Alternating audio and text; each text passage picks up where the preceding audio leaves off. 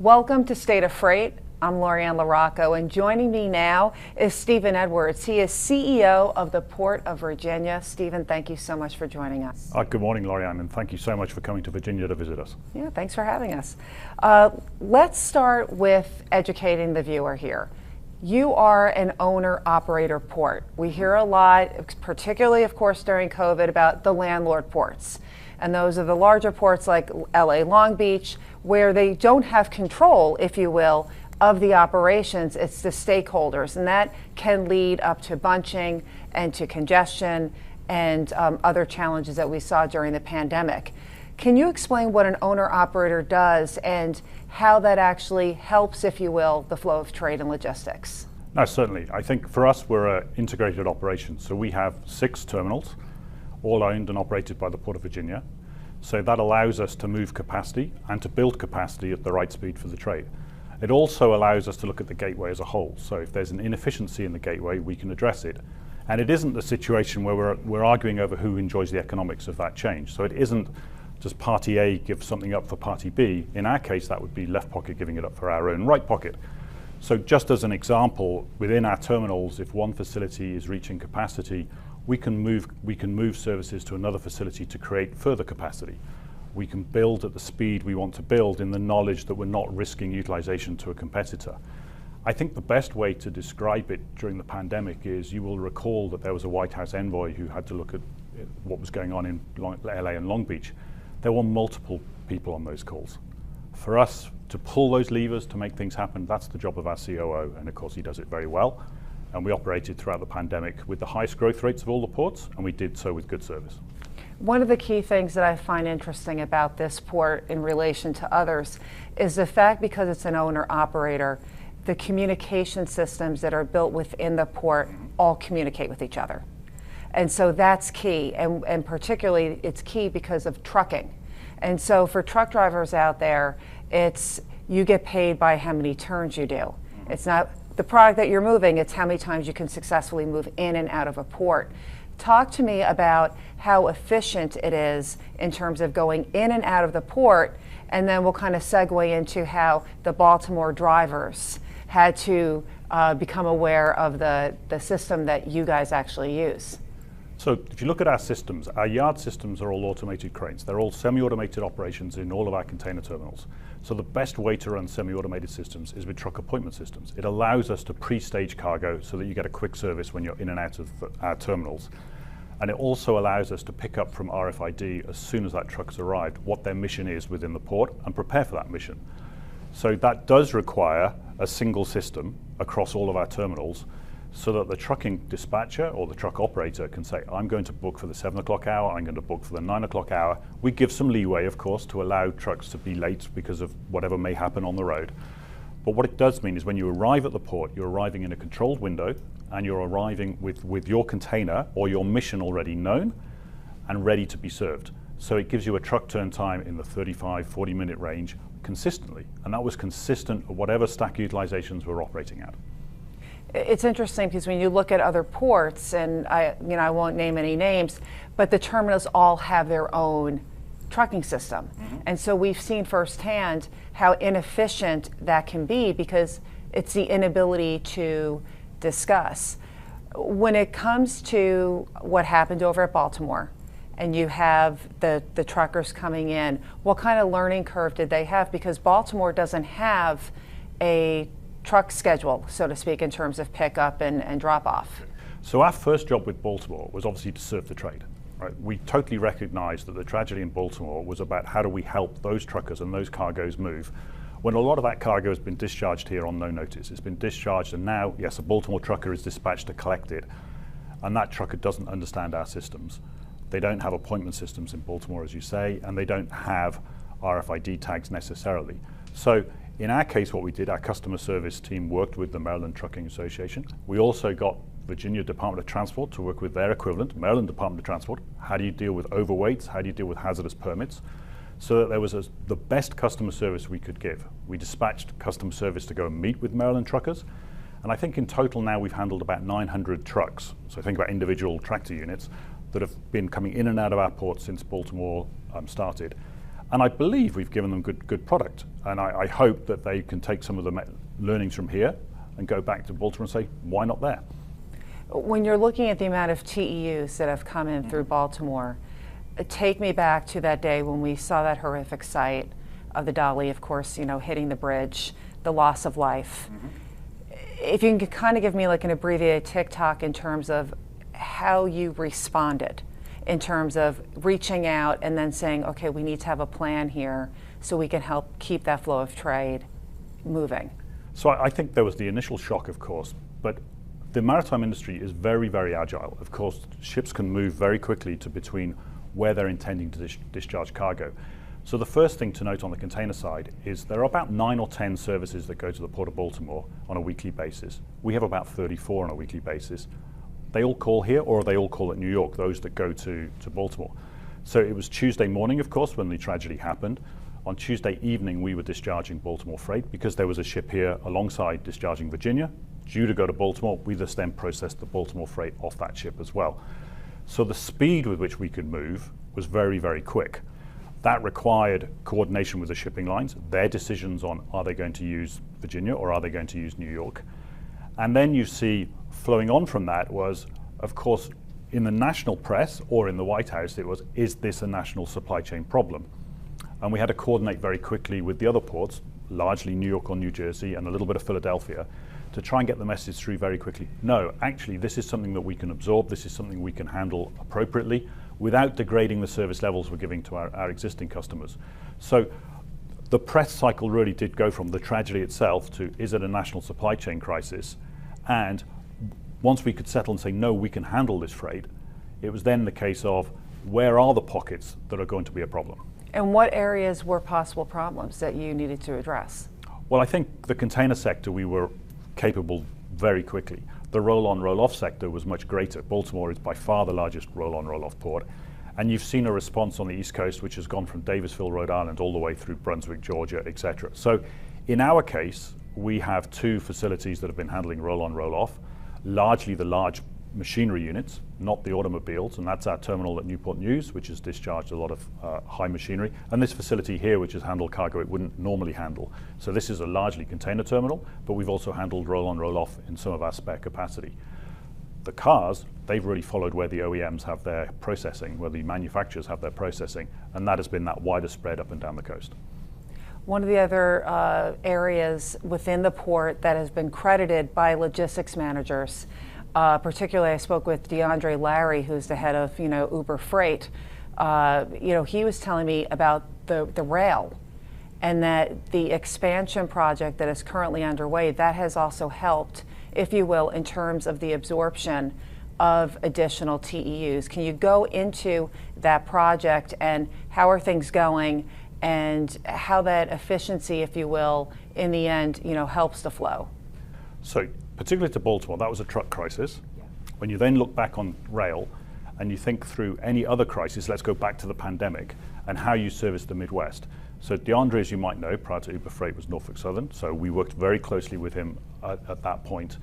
And our rail, we are the largest East Coast rail gateway, and the efficiency of rail, of course, is how quickly does that cargo move? What is the speed from discharge from vessel to on board the rail? So we've expanded our rail now, and our next phase comes on in about a month, and that will take us up to 2 million TEU of rail capacity as a whole. And that is again using remote operators to help speed the cranes to actually speed the process of moving that cargo.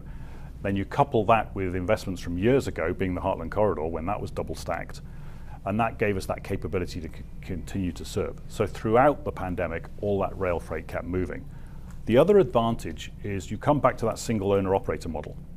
So if you think through a railroad saying, I have a problem, for argument's sake, in Kansas City, then we can say, okay, we'll slow down Kansas City as long as you can speed up Columbus, so that the overall dwell time of cargo stays the same. We can do that because we're controlling all of the assets. We can say we'll speed up Terminal A, or we'll slow down Destination B. That's very difficult to coordinate in that landlord model, where you may have 12 terminals, 2 railroads, short line railroads. So try and coordinate all that. Which terminal will slow down, which terminal will speed up, when it's different interests. Here, we can coordinate that with the railroads and say, you need us to slow down on Kansas City for a couple of days? Fine, we'll just speed up Columbus for a couple of days, and the overall dwell time will stay the same.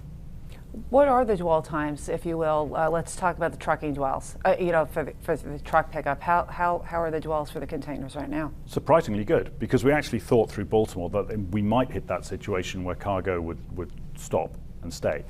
And it hasn't. In fact, it's moved very quickly. So typically on imports, we're at about 3.5 days on an import being here before a truck has collected it.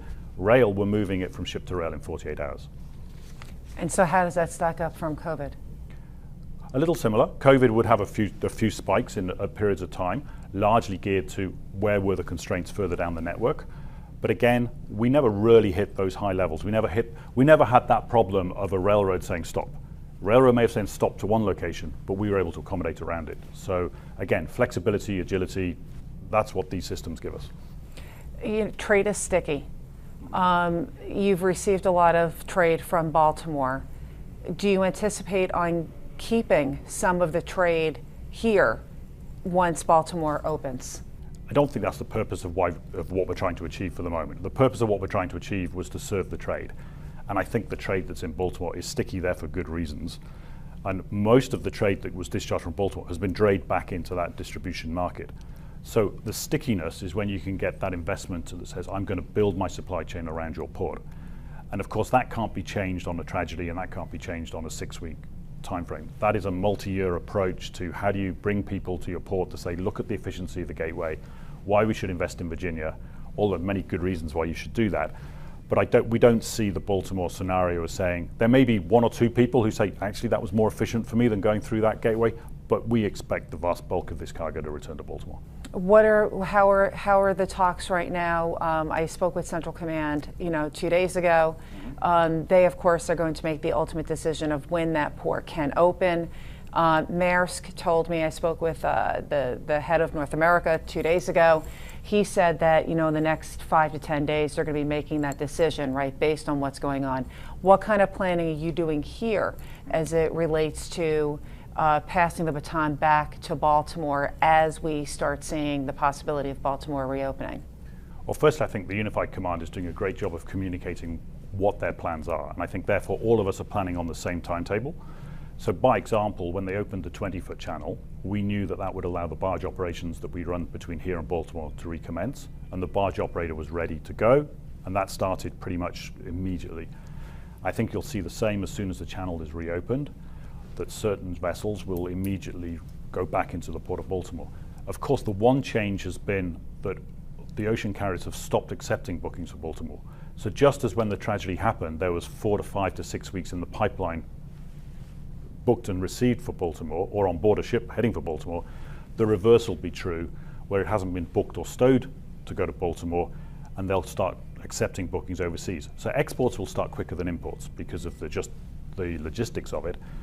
But we do expect, as soon as the channel is opened, whether that's to 35 feet, 45 feet, or 50 feet, that ships will begin to transition back. And the ship operators are communicating very clearly which services they would intend to move, depend on which draft clearances they're given.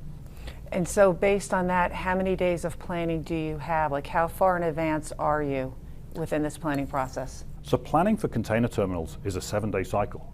So if you think it through, you go to an airport, you're going to have today's flights and tomorrow's flights. Week in, week out planning for a container terminal is a 7-day process. So you're looking at ships 7 days out, 4 days out, 3 days out, 2 days out. So you can pivot very quickly to say, if somebody says, okay, I now need to discharge more, then we will plan accordingly. Or if I'm going to say we're going to discharge less, we would plan accordingly. So it is a really live operation. You don't need to look. The ships are going to be calling here anyway. The ships that then say we're now going to add Baltimore back and might make that change will change with that ocean carrier according to how they need it done. So we can pivot either way. We can go longer, we can go shorter. We've got that flexibility. One of the biggest trade routes I know that has you excited is India. Mm-hmm. The India route, as we all know, also has been impacted with the Red Sea. Yes. Talk to me about the growth opportunities for India and how has the Red Sea and also the expansion of the Houthi threat, mm-hmm. right, going around the Cape of Good Hope, how that is all being factored in right now. So I think we all know the geopolitical situation of whether it's China plus one, Alt Asia, whatever brand name you want to give it, is certain production is moving to Southeast Asia or moving to South Asia, and that has been the largest growth market for the East Coast and for our port has been the Indian subcontinent. And I think you've seen that in the volume of services that have started up to the East Coast. So when you lose the Suez route, it takes about 14 days longer on a round trip basis to go around Africa, 7 days in each direction. So there's the initial shock, which is ships are heading into the Red Sea, do a U-turn and go around Africa. And of course, some of them would have been planned to call in the Mediterranean as well. So what we've now seen is the ocean carriers on the South Asia East Coast route going around Africa. They don't plan their Mediterranean flow on those ships largely. So those ships are leaving Cape, going around South Africa and coming straight across the Atlantic. So the trade has settled into that pattern. The trade has settled into the pattern that it is 7 days longer to get from India to the East Coast, or slightly longer depending on your port range in India. And the reasons why trade calls our ports, as you say, it's sticky. So it's here for a reason. It might be here for good service. It might be here because your distribution patterns to the East Coast. So we haven't seen any degradation in volume, and we actually expect it will stay that way. And as long as fuel prices stay reasonable, when you offset the cost of the Suez Canal transit against that voyage cost, it's not actually too detrimental. Of course, if fuel rises, the cost of that voyage will be longer. And how are things going with India? What types of products are you seeing coming in? What kind of growth trajectory are you seeing in the future? So think home improvements, think if you're thinking about your granite or your marble, if you're thinking now about garment manufacturing moving from Asia, from the Chinese market into the Southeast Asia and South Asia market, it's a lot to do with what we wear or what we put in our homes. And also too, a lot of people think, the port is just one part of the world of logistics. It's also working hand in hand with the city or with the state. The Commonwealth of Virginia has invested millions of dollars when it comes to the roads and bridges. Talk to me about that communication and how the tributaries, right? There are tributaries on the roads, the bridges, all of that, how that is helping facilitate and support the expansion here at the port, because you have an end goal. Like, how many additional TEUs do you want to bring in here? So our end goal is exactly that, is to grow the gateway. And the gateway consists of all the road networks around us, and it consists of all the logistics business within Virginia. So I have the good fortune, I sit on the board of Virginia Economic Development Partnership. So that's the economic engine, or the economic growth engine for the Commonwealth. And one of our key pillars is transportation and logistics. So we recognize we have a strength and we recognize we can exploit it.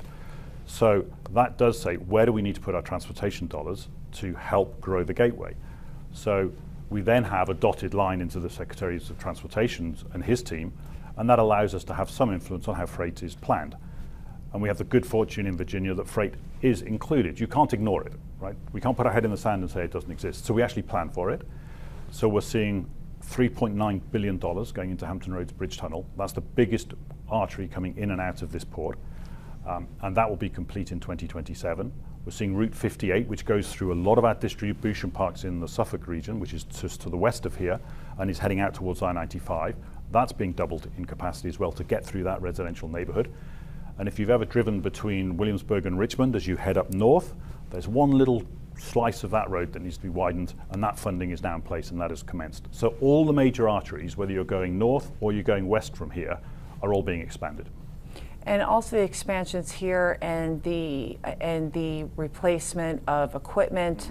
You have reached major milestones in terms of green energy. Talk to me about the plans here in terms of moving the Port of Virginia into the future as it relates to green energy, and also the increase in capacity. So let's start with green energy. So we have put automated stacking cranes into all of our container yards, and that's changed from diesel electric to full electric. And with that, we've then entered a power purchase agreement that says we're only buying clean energy, we're only buying clean electric. So it isn't the situation that somebody can say, oh, I've cleaned my equipment, but now my scope 2 emissions are coming from coal-powered plants. Not in our case. It's all coming with clean energy. That is nuclear, wind, or solar. And that will go, that is a long-term agreement, and it's expandable as we step up in terms of our electricity draw. Then what we're doing is we're converting one of our prior container terminals, which was old and tired and needed conversion, and we're going to build another 1.4 million TEU. So that takes us to 5.8, to put that in context. And that starts coming online 2025, 2027. So all of this is planned, if you think it through, says we're going to have capacity 25, 27. The road capacity is being increased 25, 27. And the deeper channel, which takes us to 55 feet, that'll be the deepest on the East Coast, gets delivered in 25. So you've got this integrated approach, and at the same time, it's electrified assets drawing clean energy. And let's talk about the deepening and the widening of the channel. It's important for efficiency because you're able to effectively move the very large vessels that are out there throughout its entirety of the channel itself. There are ports, of course, that have it that are deep but not consistent. And so talk to me about the efficiencies and the reasons why you guys are in the process of doing this. So ultra-large container vessels have challenged every port to say, are they now on a one-way traffic system? And consistent with every other port, we were in that one-way traffic system that says when a ship leaves, it's got to go all the way out before the next one can come in. And of course, we make our money turning ships on the berth. We don't make our money as they transit in and out. So that efficiency of going wider, which allows them to pass as they come in and out, means we can turn that berth quicker, we can gain capacity on and off that berth. And also the other port users, whichever trade that is, whether that's the coal trade, whether that's the cruise market, whether that's the military, we can start getting those two-way transits and be that much more efficient as a whole. We're going to go from 50 feet to 55 feet. Now that makes quite a difference to the East Coast as a whole, because ultimately ships have come in constrained, whether they're leaving the Mediterranean or other markets where there might be heavy goods. They have come in somewhat constrained to stay at 50 feet.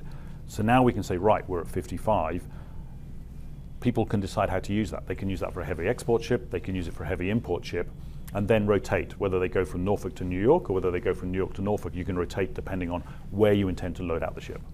And let's talk about the cranes, because ships are taller. Mm-hmm. So you also have, when you're making these investments, you have to make sure that your crane is ready for that ship of tomorrow. I mean, at some point, ships are going to top out, right, in terms of height. Hope so. Yeah, exactly. But I also know, and I was talking to one of your colleagues about the challenge, if you will, with the newer cranes that are coming in, the construction and the innovation behind the crane in order to achieve that, the height restriction. So you've got a number of constraints. So correct. The way capacity has been built on ships is by going higher. So you need to raise the crane. So we've chosen to do that by purchasing new. So we're in the process. We will swap out some of our older cranes for newer cranes as they come in. It also means you have to strengthen berths, because you have to strengthen bollards to hold onto that greater sail area of that ship. So it is an investment that starts at the berth to strengthen the berth, deepen that berth, and then go with those larger cranes. We have in one particular case, because we have a flight path that goes into the Navy base adjacent to us, we've actually got specially designed cranes to make sure they can reach our height requirements and not interfere with the flight path of the Navy. So you have to be very conscious of who your neighbors are, at the same time strengthen the berths, and then build these massive cranes. When you're looking at the purchasing of cranes, and you've seen everything as it relates to the China cranes, talk to me about that and how you've been able to communicate with clients and the public, if you will. No, certainly. So you've probably seen an executive order that came from the White House. And the important thing on that executive order was that they put the White House said the Coast Guard is in charge. Now, I think most ports knew that, but it's very helpful to say who's actually got, who's running with the baton on this one, and clearly it's the Coast Guard. So that allows us to collaborate with the Coast Guard on any manufactured crane, doesn't matter where it's coming from, to say what are the standards they expect us to meet. We've collaborated with the Coast Guard for a long time. We have a cybersecurity center, which other ports would have similar to us, but we have a very advanced cybersecurity center, and that can see what threats are coming at us. And we've been able to meet those standards, and we'll ensure we meet those standards going forward. You touched on alternative energy. Dominion Resources is right. I'm looking at it right now. Right around the corner, literally. Talk to me how that project is going, and also more importantly, there are a series of lawsuits. Are you concerned about those lawsuits, or even a Trump presidency? If he is reelected, that he would thwart wind energy because he is not a fan of said energy. So if you think of what we're delivering with Dominion Energy is what's known as the Coastal Virginia Offshore Wind Farm. That's 176 wind turbines. It'll power about 660,000 homes. So that is an approved project. It's a project that's now going into the installation phase, and it's been well planned. Dominion has done a super job, and partly because they're actually a regulated utility. So the pricing on that has had to be agreed with the state all the way through, which means they forward procured all of their activity. So they haven't borne the risks that you've seen in some of the Northeast wind farms where maybe people have backed out or the states are reconsidering their position. So we're firm. We're going forward with building 176 wind turbines, and we commence loading tomorrow. The first monopiles which have been received here are going to go out 27 miles offshore and start being driven in for the foundational base. So that project is firm. What comes after that project? That's where we'll bring back flexibility. If it's more offshore wind, we'll work with Dominion on more offshore wind. If we need to pivot, we have another terminal, and we'll pivot into the best and highest use at that time. And finally, when it comes to logistics, when it comes to trade, it's about jobs. When you're talking about the infrastructure, the return on investment, if you will, in this expansion with the working with Dominion Energy, how many jobs approximately have been generated or are supported because of what's going on here at the port? So in total in Virginia, when you take the economic impact of the port, it's about 560,000 jobs statewide are due to the activity attached to the port. So that's about 1 in 10 or 1 in 9 jobs within the Commonwealth have activity attached to what we do as the port. A lot of that is direct employment, and a lot of that is to do with adding value to imports. A lot of it's agricultural export, and then you've got projects such as the offshore wind and the offshore maintenance and support that they're going to cover. So we are a huge economic driver for the port, for the state, and that's why we enjoy such great support from the state and why we're so proud of what we've built. Stephen Edwards, CEO of the Port of Virginia, thank you so much for joining me. Thank you.